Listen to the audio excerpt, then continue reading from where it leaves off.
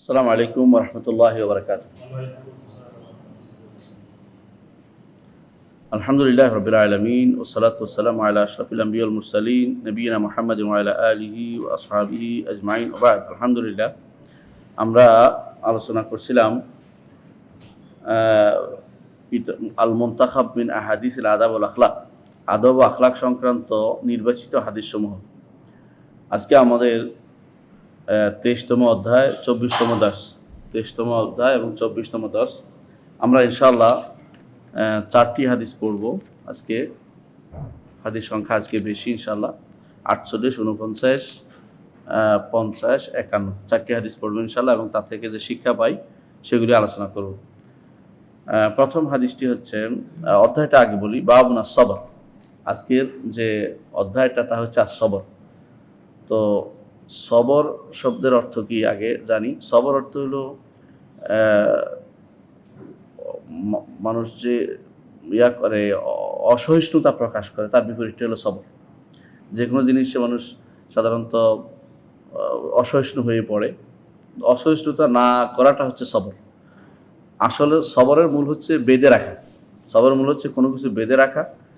তো মানুষ পেরেশানি না করা থেকে নিজের নফসকে যদি বেঁধে রাখতে পারেন তাহলে সবর। পেরেশানি না করে নিজের নফসকে যদি ধরে রাখতে পারেন এটা হচ্ছে সবর। এটার এক শব্দে বলে ধৈর্য বলে। ধৈর্য আসলে শব্দটার অর্থটা বোঝা দরকার। ধৈর্য বলতে কি বোঝায়?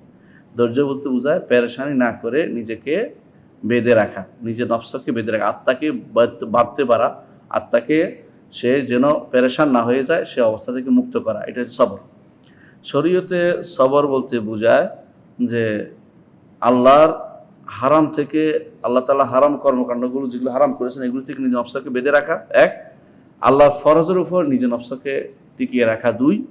আর 3 নম্বর হচ্ছে আল্লাহ তাআলা তার উপরে যে সমস্ত বিপদ আপদ আসবে, বিপদ আপদ থেকে যে নিজেকে বিপদ আপদের বিরুদ্ধে অবস্থান নেয়া বা আল্লাহর বিরুদ্ধে অভিযোগ দেয়া থেকে নিজেকে বাঁচিয়ে রাখা। তাহলে সবর হচ্ছে, একটা হচ্ছে আল্লাহর ফরজ যে সমস্ত কর্মকাণ্ডে নিজেকে টিকিয়ে রাখা, দ্বিতীয় হচ্ছে হারাম কাজ থেকে নিজেকে বিরত রাখা, 3 নম্বর হচ্ছে বিপদ আপদের সময় আল্লাহর বিরুদ্ধে অভিযোগ দেওয়া থেকে নিজেকে আলাদা করে রাখা। এটা হচ্ছে সবর। এটা হচ্ছে সবর। এই সবরের আরও সংজ্ঞা কেউ কেউ দিয়েছে বিভিন্ন রকমের, কিন্তু এই সংজ্ঞাটাই সবচেয়ে উত্তম। কেউ কেউ বলেছেন যে সবর হচ্ছে যে বিপদ হলে আল্লাহ ছাড়া কারোর কাছে না বলা। এটা একটা হলো, পুরোটা হয়নি, একটা হয়েছে বিপদ। কারণ সবরের 3টা জায়গা হয় আমরা জানি। তো আরেকটা কেউ কেউ বলেছে যে বিবেক এবং শরীয়ত যেখানে যেটা দরকার সেটা অনুসারে নিজের নফসকে আটকে রাখা। এটা আম কথা, সাধারণ কথা। এটা না নিয়ে আমরা এটাই বলবো যে সবর হচ্ছে মূলত নিজেকে আল্লাহর ফরজের মধ্যে আটকে রাখা, আল্লাহর হারাম কাজ থেকে দূরে রাখা, আর 3 নম্বর হচ্ছে বিপদ আপদে অভিযোগ দেয়া বা আল্লাহ তাআলার বিরুদ্ধে কথা বলা থেকে দূরে থাকা। এই 3টি জিনিস যতক্ষণ না হবে তখন তো সবর পূর্ণ হবে না। তো সবরকে কেন সবর নামকরণ করা হয়েছে? কারণ সবর আসলে যে আমাদের দেশে সবর বলা হয় ফিটকিরি আছে না, ফিটকিরিকে আরবিতে সবর বলা হয়। কেন বলা হয়? কারণ ফিটকিরি কোথাও দেখবেন যদি কেটে যায়, লাগাইলে খুব জ্বলে, কিন্তু পরবর্তীতে সেটার খুব অ্যাকশন ভালো পাওয়া যায়। এই জন্য বলা হয় সবর। ফিটকিরির মতো একটা জিনিস আছে, এটা লেগে গেলে দিতে হয়, কেটে গেলে লাগাইতে হয়। তো এটা লাগাইলে এরপর এটা প্রথমে খুব জ্বলে। সবর হচ্ছে প্রথমে কষ্টকর, পরে এর ফলটা খুবই সুস্বাদু, খুব সুস্বাদু।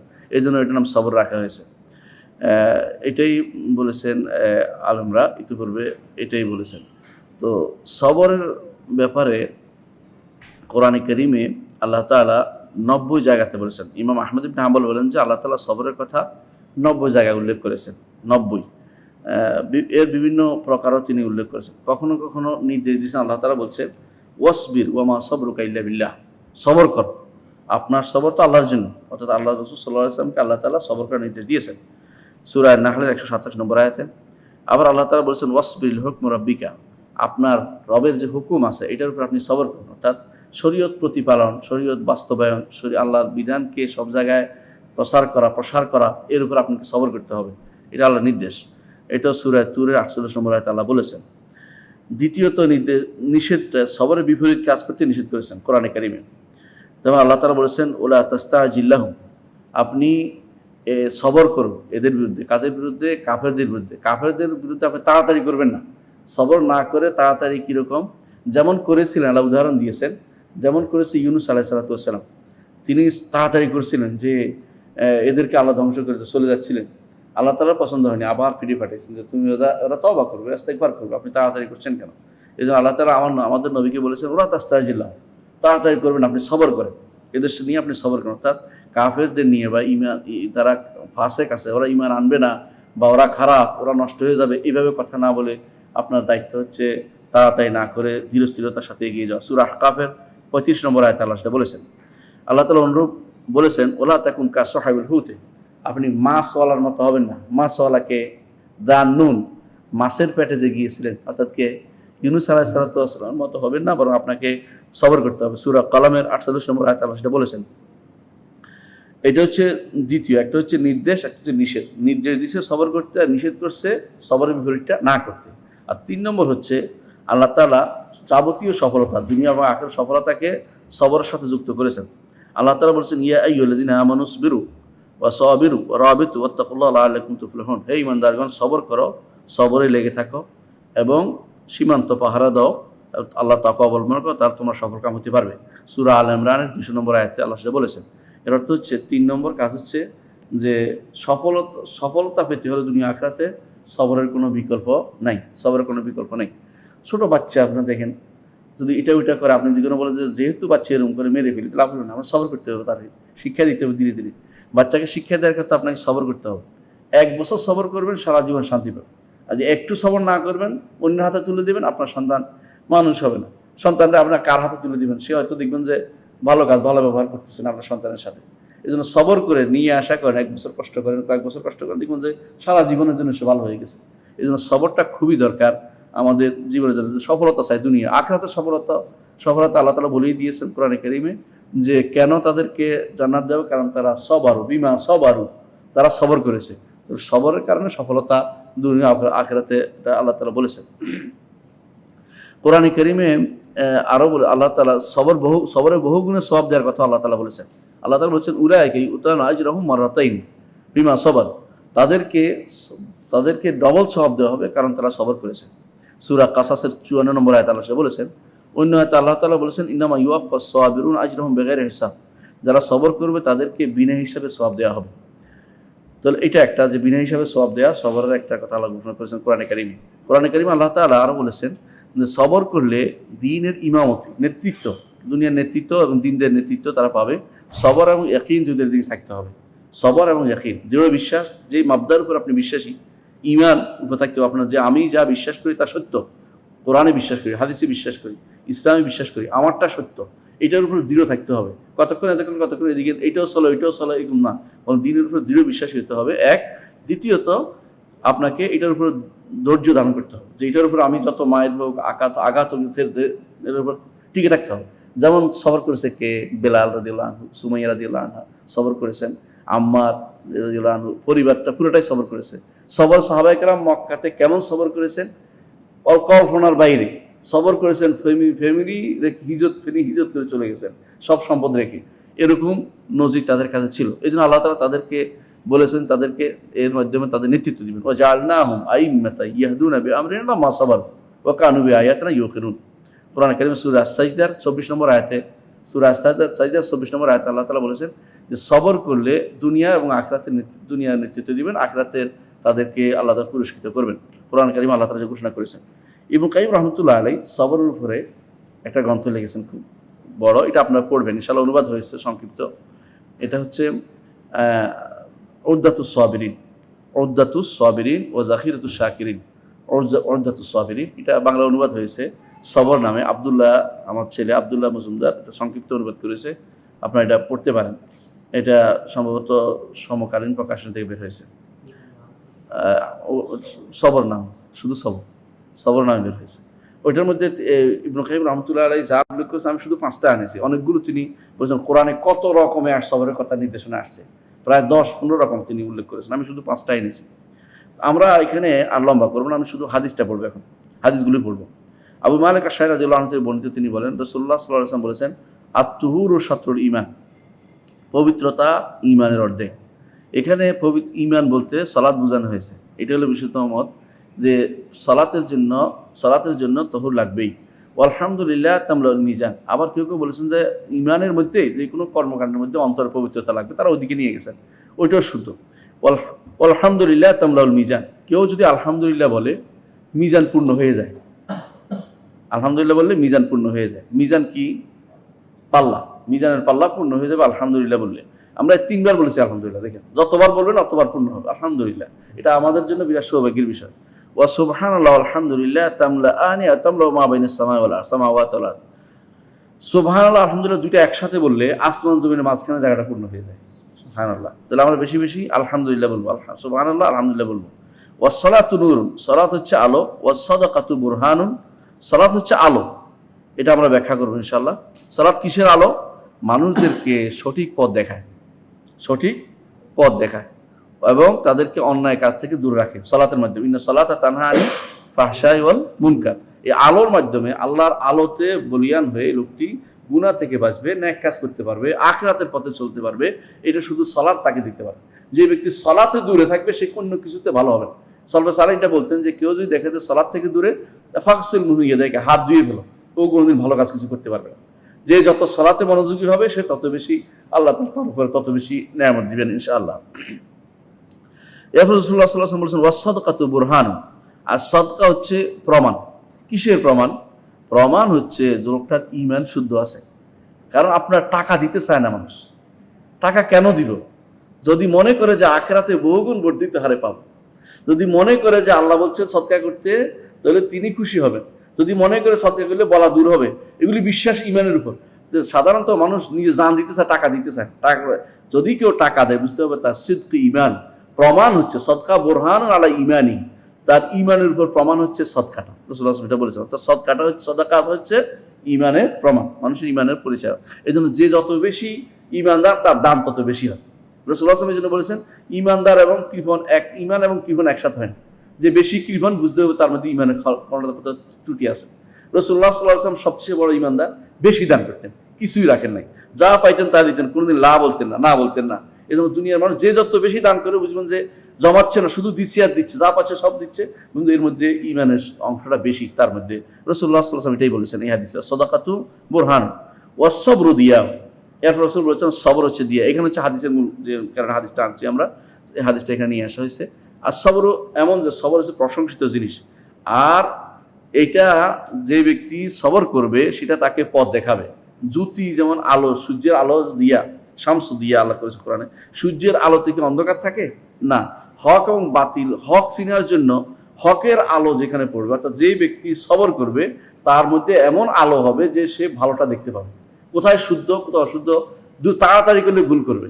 পরীক্ষার হলে গেল, আপনারা জানেন যে লিখতে গেলে ভুল করবে, তাড়াতাড়ি করলে আস্তে আস্তে লিখতে তার মনে হয় তার মধ্যে আছে কি এটাই শুদ্ধ আছে। ঠিক পরিবারের ক্ষেত্রে, পরিবার চালানোর ক্ষেত্রে যত বেশি তাড়াতাড়ি করবে তত বেশি বিপদে পড়বে, সমস্যা করবে, তর্ক করবে, ঝগড়া করবে। যখনই ধীরস্থিরভাবে আগাবে, বহু ধীরস্থিরভাবে আগাবে, সন্তানও ধীরস্থির হয়ে যাবে, পরিবারের মধ্যে ঝগড়াঝাটি কম হয়ে যাবে। আর যখন তাড়াহুড়ো করবে, উলঝুলুল কাজ করবে, তখন সমস্যাটা বেড়ে যায়। এই জন্য রাসূলুল্লাহ সাল্লাল্লাহু আলাইহি ওয়াসাল্লাম সবর দিয়া, সবর হচ্ছে এমন আলো যে আলো সোয়ার মতো, সূর্যের আলোর মতো, সাধারণ আলো না, নূরের মতো না। ওয়াল কোরআন হুজ্জাতুল লাকা ওয়া আলাইকা, আর কোরআন তোমার পক্ষে বা বিপক্ষে দাঁড়াবে। যদি কোরআন নিয়ে আমল করি আমার পক্ষে দাঁড়াবে, আর কোরআনের বিপরীত চললে কোরআন আমলের পক্ষে হাসরের দিন দাঁড়াবে। হাসরের দিন দুনিয়াতেই বলবে। কোরআনে কারীম আল্লাহ তাআলা বলেছেন ওয়াকালা, কোরআন কি বলবে যে ইন্না কওমি ইত্তাখাযু হাযাল কোরআনা মাহজুরা। কোরআন তখন অভিযোগ করবে, আল্লাহ এরা তো আমাকে পরিত্যাগ করেছে। তখন কোরআন উঠে চলে যাবে, তখন ওরা উঠে চলে যাবে। আর আখিরাতে আপনার বিরুদ্ধে সাক্ষ্য দেবে যে আপনি পড়েন না। হাদিসে আছে রাসূলুল্লাহ সাল্লাল্লাহু আলাইহি ওয়াসাল্লাম বলেছেন যে ওই লোকে কোরআন পড়েছে কিন্তু আমল করে নাই। আপনার মনে আছে হাদিসটা, যে তার উপরে, মাথার উপরে মারা হচ্ছিল পাথর দিয়ে, আবার ফিরে আসছিল, আবার মারা হচ্ছে। ওই ব্যক্তি, যে ব্যক্তি কোরআন পড়েছে অথচ আমল করে, রাসূলুল্লাহ সাল্লাল্লাহু আলাইহি ওয়াসাল্লাম এক রাত্রে তিনি যেটাকে বলা হয় মানামি, তিনি যেটাকে ইসরা মানামি হয়েছিল, তার মেরাজ, স্বপ্নে যে মেরাজ হয়েছিল সেখানে তিনি দেখেছেন যে ব্যক্তি কোরআন পড়েনি তার মাথার উপরে আঘাত করা হচ্ছিল পাথর দিয়ে, কারণ সে ঘুমিয়েছিল, কোরআন নিয়ে আমল করেনি। কোরআন আপনার পক্ষে বা বিপক্ষে দাঁড়াবে, কোনো সন্দেহ নাই। পক্ষে কিভাবে দাঁড়াবে? হাদিসে আছে রাসূলুল্লাহ সাল্লাল্লাহু আলাইহি ওয়াসাল্লাম বলেছেন যে কোরআন ইকরাউল কোরআন ফাইন্নাহু ইয়াতি শাফিআন ইয়াউমাল কিয়ামা, কোরআন পড়ো, কোরআন তোমার জন্য হাসরের দিন সুপারিশকারী হিসেবে আসবে। এবং কি সূরা বাকারা, আলে ইমরান আসবে, কাআন্নাহুমা গায়াবাতানি আও গায়ায়াতানি, তারা আসবে যেন এক ঝাঁক পাখি এরকম হিসেবে আসবে। সূরা বাকারা এবং আলে ইমরান। কিভাবে ধরুন আমরা জানি না, যদিও আল্লাহর সিফা এটা, কোনো সন্দেহ নাই, কিন্তু তারা আল্লাহ তাআলা বিশেষভাবে তার বান্দাদের পার করে নেওয়ার জন্য তার সিফা দিয়ে, তার গুণ দিয়ে সুপারিশ করে তারা পার করে নেবে, যদি কোনো কোরআন নিয়ে কেউ থাকে। এটা বড় ধরনের সৌভাগ্যের বিষয়। এরপর রাসূলুল্লাহ সাল্লাল্লাহু আলাইহি ওয়াসাল্লাম বলেছেন যে কুল্লুন নাস ইয়াগুদু, প্রতিটি মানুষের সকালবেলা বের হয়। ফাবায়ুন নাফসাহু, কেউ নিজেকে বিক্রি করে, প্রত্যেকে বিক্রি করে নিজেকে, কি ভালো কাজে বিক্রি করে অথবা খারাপ বিক্রি করে। বা মুতাকুহা ও মুবিকুহা, ভালো কাজে নিজেকে মুক্ত করে অথবা ধ্বংস করে। অর্থাৎ যদি কোনো সঠিক পথে চলে নিজেকে মুক্ত রাখে, হারামের পথে চললে নিজেকে ধ্বংস করে। প্রত্যেকটি মানুষে তা করে, হয় ভালো করবে না মন্দ করবে। সুতরাং বোঝা গেল যে এই হাদিস থেকে আমরা যে বুঝতে পারি কতগুলি, এই হাদিস থেকে যে শিক্ষাটা আমরা পাই তা হচ্ছে যে সবরের ফজিলত অনেক বড়, এবং যেই ব্যক্তি সবর করবে সে সবসময় এমন স্বচ্ছ আলো দিয়ে দেখতে পাবে, হেদায়েতের পথ দেখতে পাবে এবং আল্লাহর আনুগত্যের পথে চলবে, এবং বিপদ আপদে এবং দুনিয়ার যে সমস্ত সমস্যা তার উপর আসবে অথবা গুনার কাজে, যে কোনো কাজে সে নিজে আসল পথ কোনটি তার হওয়া উচিত সেটা সে বেছে নিতে পারবে। আপনার সামনে কোনো নারীর ছবি আসে, এখন তো হাতের মুখে চলে আসে, আপনি যদি সবর করে যে আমি গুনাহ দেখব না, এটা কিন্তু আপনার নিজের ঈমানের পরিচয়। এটা আবার যদি আপনার সালাতের সময় আপনার অনেক কাজ দেখা দিচ্ছে, সব কাজ বাদ দিয়ে আনুগত্যের জন্য সবর করছেন, এইটাও একটা বিশাল কাজ। আপনার কোনো মাথা ব্যথা হচ্ছে, আপনি বলেন নামাজ বাদ দিয়ে না, আমি মাথা ব্যথা আল্লাহ তাআলা যা দিচ্ছে তাতে সবর করি, নামাজে আসি, এইটা কিন্তু আপনার জন্য বড় কিছু। তাহলে বুঝো আপনার জন্য আলো, যে কোনো জায়গাতে সবর হচ্ছে আপনার আলো, গুনাহ থেকে বাঁচার জন্য, ঈমানের উপর থাকার জন্য এবং বিপদ আপদ থেকে নিজেকে উদ্ধার করার জন্য। এই জন্য এক হাদিসে আছে, রাসূলুল্লাহ সাল্লাল্লাহু আলাইহি ওয়াসাল্লাম বলেছে, রাসূলুল্লাহ সাল্লাল্লাহু আলাইহি ওয়াসাল্লামের কাছে এক লোক আসছে, কিছু লোক চাইলো, রাসূল দান করলেন তাদেরকে, আবার চাইলো আবার দিন, আবার চাইলো আবার দিন। তখন রাসূলুল্লাহ সাল্লাল্লাহু আলাইহি ওয়াসাল্লাম শেষে একটা হাদিস বললেন, তিনি বললেন যে আমার কাছে যদি কোনো কিছু থাকে আমি তোমাদেরকে কখনো দিতে, কখনো একটু আমি জমা করে রাখবো না, সব দিয়ে দেবো তোমাদেরকে। রাসূলুল্লাহ সাল্লাল্লাহু আলাইহি ওয়াসাল্লাম সব দিয়ে দিবেন বললেন যে আমি সব দিয়ে দেবো। তবে তিনি বললেন যে তোমাদের মধ্যে যে কেউ বাঁচতে চাইবে যে আমি নিব না, আল্লাহ তাকে বাঁচাই দিবেন। অনেক মানুষ আছে নেয় না, কিন্তু আল্লাহ সারিয়ে দিচ্ছে তাকে, অল্প বেতনে চাকরি করে কিন্তু কষ্ট করে চলতেছে, কারো কাছে হাত পাতে না, কিন্তু শেষ থাকছে। রাসূল সাল্লাল্লাহু তার প্রশংসা করেছেন। আবার বলছেন মান ইয়াস্তাগনি ইগনিহিল্লাহ, যে কেউ বলে যে আমি কারো মুখাপেক্ষী হব না, আল্লাহ তাকে অমুখাপেক্ষী করে দিবে। ওমান ইয়াতাসাব্বার ইউসাব্বিরহুল্লাহ, যে কেউ আল্লাহর তৌফিক চাইবে যে আল্লাহ আমি সবর করতে চাই, আল্লাহ তাকে সবর করার তৌফিক দান করবেন, তারপর সবরটা সহজ করে দিবেন। রাসূলুল্লাহ সাল্লাল্লাহু আলাইহি ওয়াসাল্লাম এটা বলেছেন। এরপর তিনি বলেছেন মানুষকে দুনিয়াতে যত কিছু দেওয়া হয়েছে, ঈমানদারকে সবরের চেয়ে উত্তম কোনো কিছু দেওয়া হয় নাই। ঈমানদারকে যা দেয় সবরের চেয়ে উত্তম কোনো কিছু দেওয়া হয় নাই। এটা রাসূলুল্লাহ সাল্লাল্লাহু আলাইহি ওয়াসাল্লামের হাদিস। তো এই কারণে সবচেয়ে উত্তম মাকাম হলো এটাকে। আচ্ছা, আমরা যে হাদিসটি বললাম অতিরিক্ত অংশ হিসেবে বললাম ফজরের ফজিলত, সবর ফজিলত হিসেবে। আরেকটা হাদিসে রাসূলুল্লাহ সাল্লাল্লাহু আলাইহি ওয়াসাল্লাম বলেছেন ফজল, এখানে হাদিসে যে শিক্ষা পাওয়া যায় তার হচ্ছে অজুর ফজিলত, যে কারণ অজু না হলে সালাত শুদ্ধ হয় না। আর 3 নম্বর আমরা পেয়েছি যে আলহামদুলিল্লাহ, সুবহানাল্লাহ, আলহামদুলিল্লাহ, এটার বলার ফজিলত আমরা পেয়েছি। কারণ এর মাধ্যমে সুবহানাল্লাহ বললে কি, কেন সুবহানাল্লাহ বললে এত ফজিলত? আল্লাহর পবিত্রতা ঘোষণা করা, আল্লাহর পবিত্রতা কি? খারাপ গুণ থেকে পবিত্র। খারাপ গুণান্বিত করে কারা? যারা কাফের, তারা কি বলে আল্লাহর সন্তান আছে বলে না?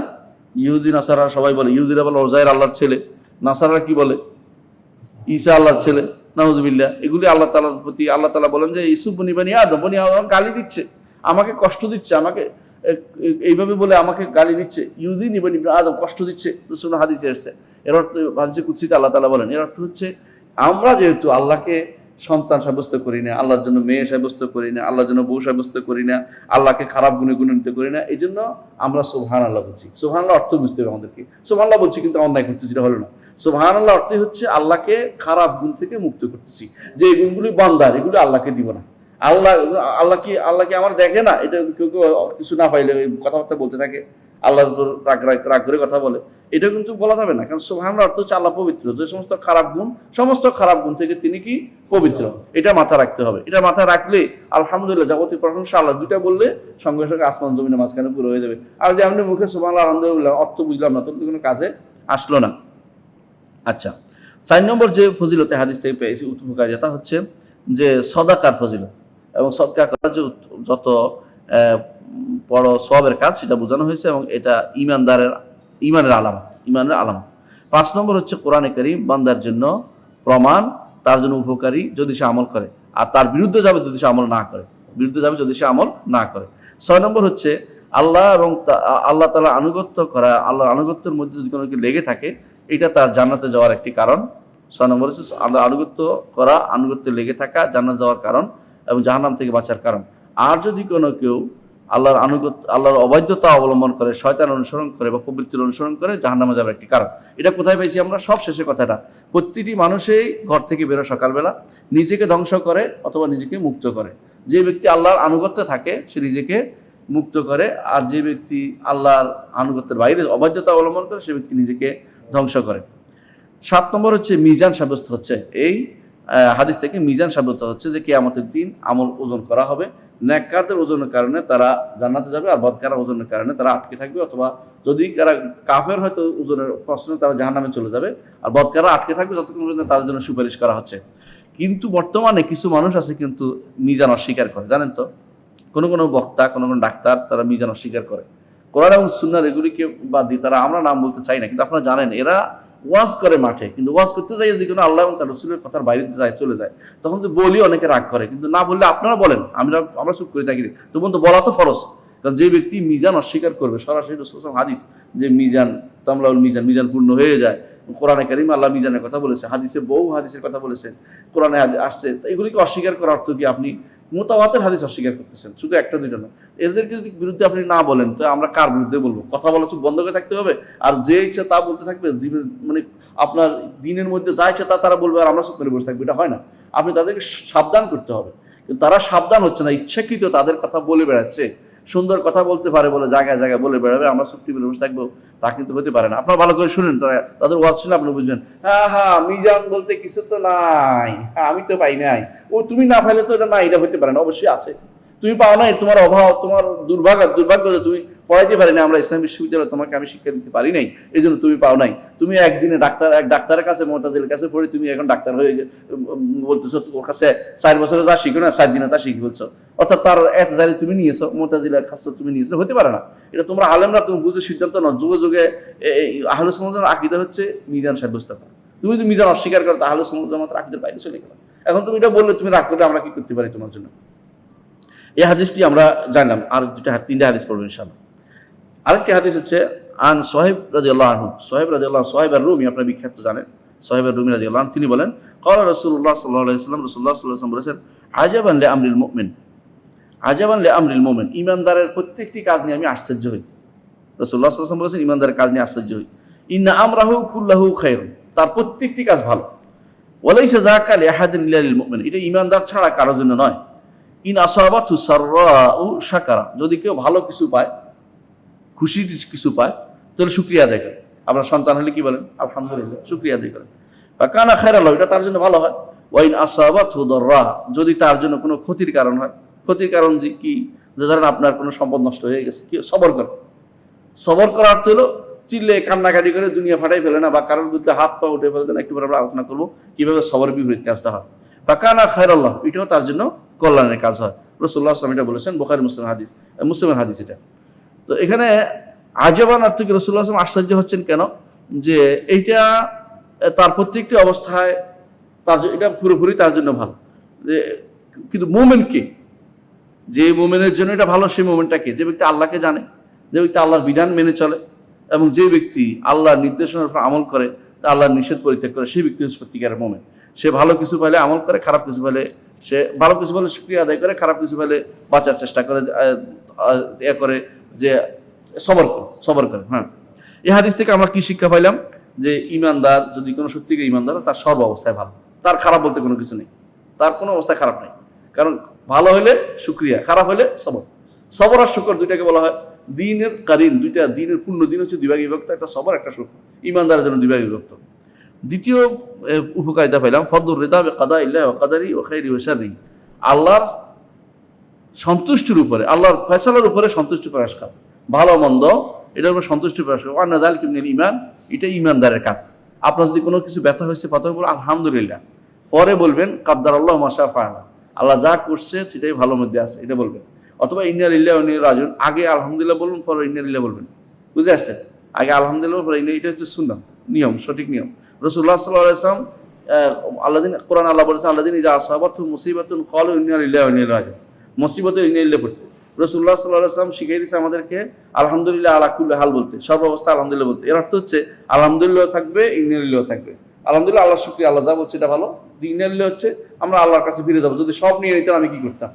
আমি সব, আল্লাহ তো কিছু রেখে গেছেন, সবটা নিলেও আমি আল্লাহ, আর কিছু রেখে গেল আমি আমার রবেরই, আমি আল্লাহর কাছে ফিরে যাব। যখনই যাই আল্লাহর কাছে যাব। এটা হচ্ছে ইন্নালিল্লাহ ইন্নালিল্লাহর অর্থ। কিন্তু আমাদের দেশে হয়ে গেছে ইন্নালিল্লাহ হচ্ছে যে এটা পড়তে হয়, জাস্ট পড়লাম আর কি।